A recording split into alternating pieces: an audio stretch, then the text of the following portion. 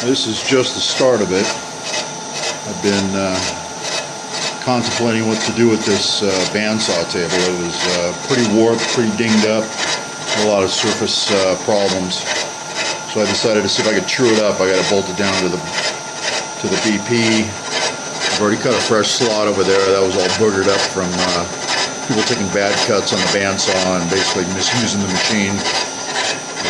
There's a Zerk fitting over here that was snapped off. I had to drill it out and get that hole tapped for 1/8 inch pipe. So I'm going to be getting screwing a Zerk fitting in there to grease the shaft of the bandsaw. But this is my first pass. I'm taking about 7/1000ths of a skim cut, and I won't know if I'm going to get the whole table cleaned up till I get all the way to the end. I'm making multiple passes with a 3-inch cutter all the way down to this back corner here at all the same elevation. So we'll see if I can get there with 7/1000ths. If not, I'm gonna probably crank it up another 5 or 10 and do it all over again. Make another few passes. I'm thinking that cutter is probably going to take, with a step over, 1, 2, 3, probably 4 passes, and it's a long, slow one. It's cast iron, so it cuts easy, but it's slow. So that's my setup, and we'll see what comes of this old Johnson bandsaw. See if we can get this sucker trued up. I'll take another video a little while later and see how we're doing and check our progress. Well, while that's cutting over there, I thought I'd show you the rest of the bandsaw. I've already got the wheels off, cleaned. The one on the right's got fresh bearings in it, and they've been masked off, cleaned and painted. That's the rear drive there. Cleaned a ton of crud off of that, cleaned, painted. This is the gear reduction drive, which has been completely disassembled, rebearinged, fresh seals, and it's sitting there dry right now. I got to fill it up with gear oil after we get it back in the machine.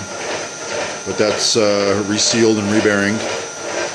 The downfeed cylinder was resealed. I put new O-rings in it and cleaned that up. So these parts are ready to go back in. The table's getting trued up and fixed up now. This is the project. This is a 1968 Kaiser Johnson Model B bandsaw, and it's rough. Everything about it was rusty, stuck, broken, and I picked it up for less than scrap value, about $25.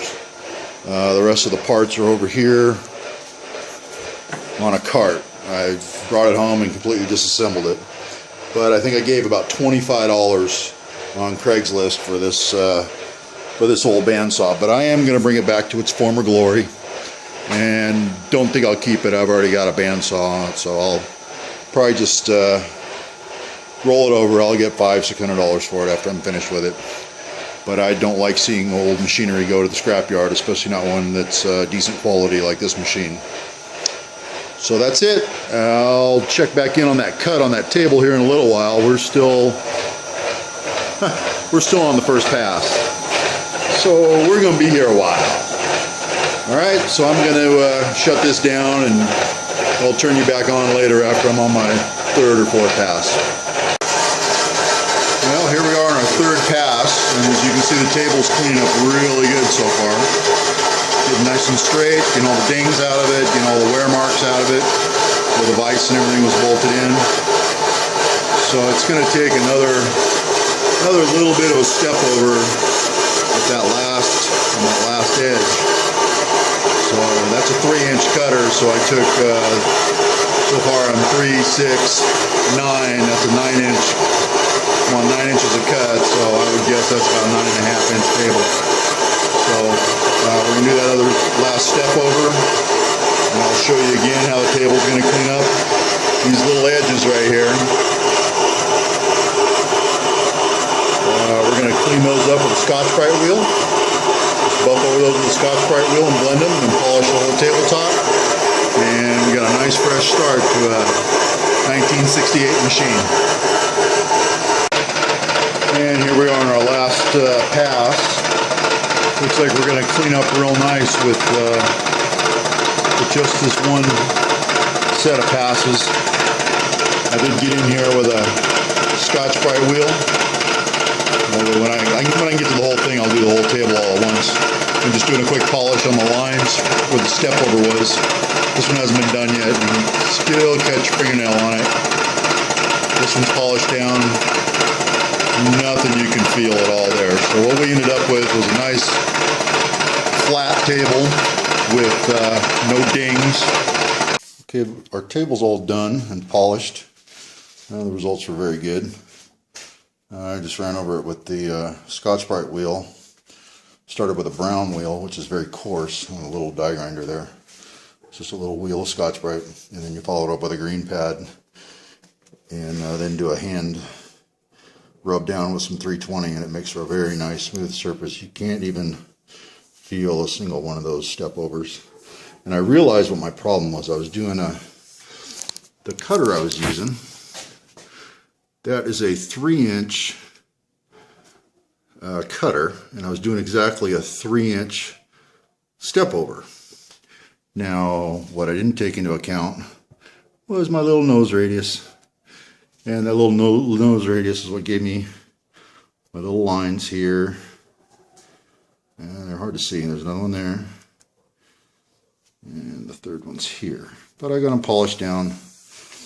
And the table's nice and flat now. All the dings are out of it. The only thing left to do machine work wise is the 2 Vise Jaws. They're pretty gouged up on the side from bad bandsaw cuts. You can see where the blade came down and hit the jaws of the vise. And I just want to take a skim cut on the bottom and on the side, make sure it's nice and square. You need to make sure that stays square. I want all my parts to go into the bandsaw nice and square.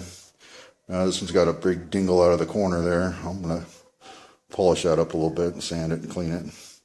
And then this is the movable jaw that slides into that one, and that's going to get squared up too, so everything comes together nice and square and flat and on the table.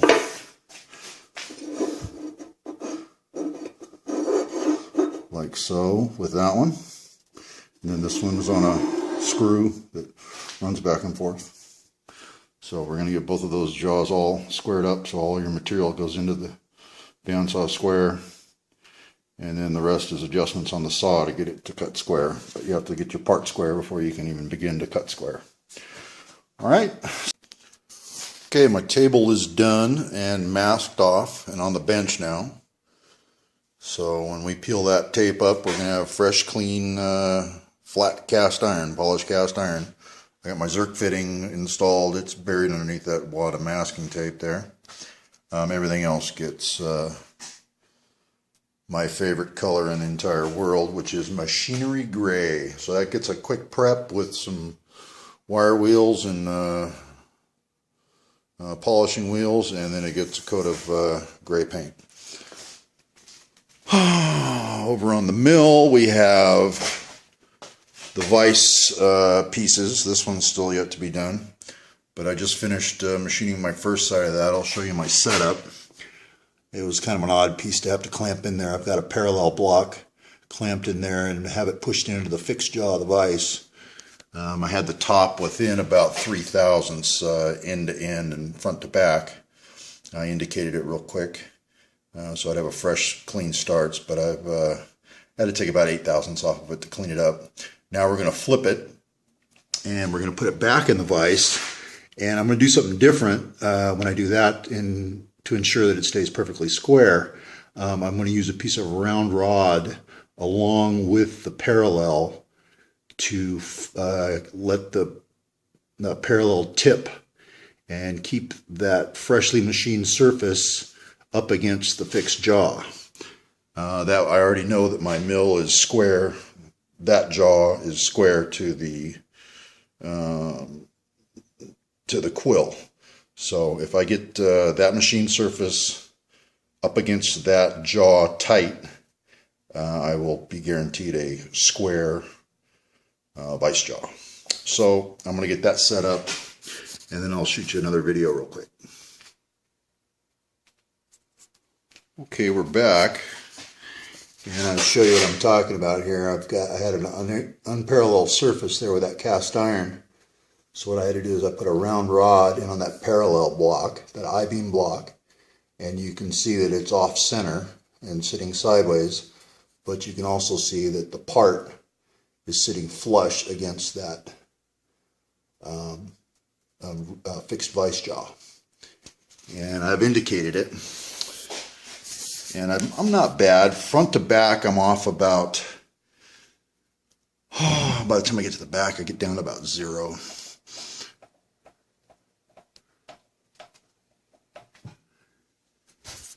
And then here I'm going to go side to side.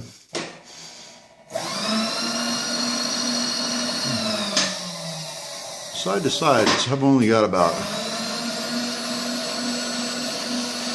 a thousandth of an inch side to side. So I'm pretty pleased with that as far as being square side to side, and I'll just trim that base up and we'll know our two pieces are nice and square and parallel. Alright, let me get this cut done and I'll show it to you after it's finished. So here we are in the process of our final cut. I couldn't get it all the way across with that 3-inch cutter. That is a carbide tipped mill, and it goes through cast iron like it's not even there. You don't have to oil it, and it's not recommended you oil it. You just plow through it and it makes the dust and the chips.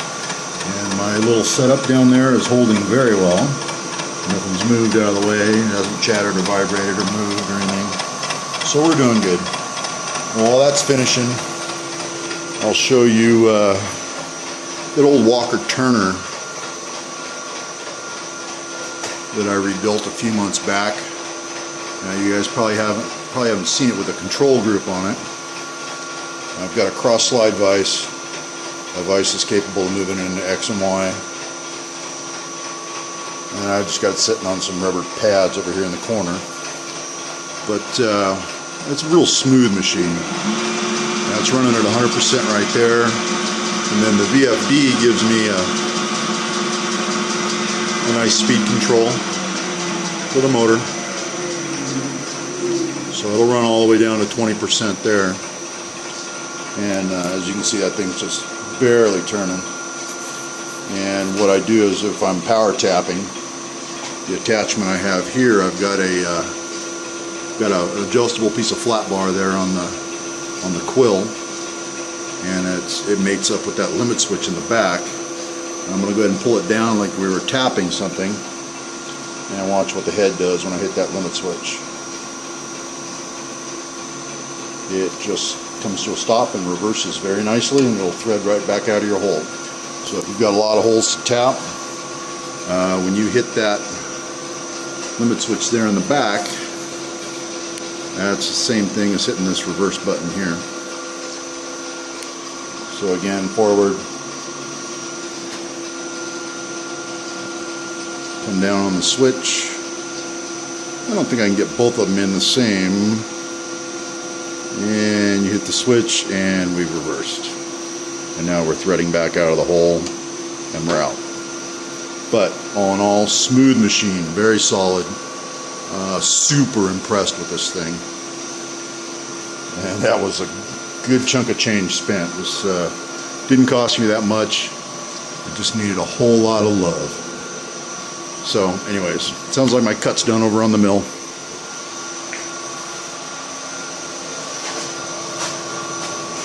And we're done. Shut down here. Shut down here. And I think we're going to call it a night. It is dark outside, so it's time to go in.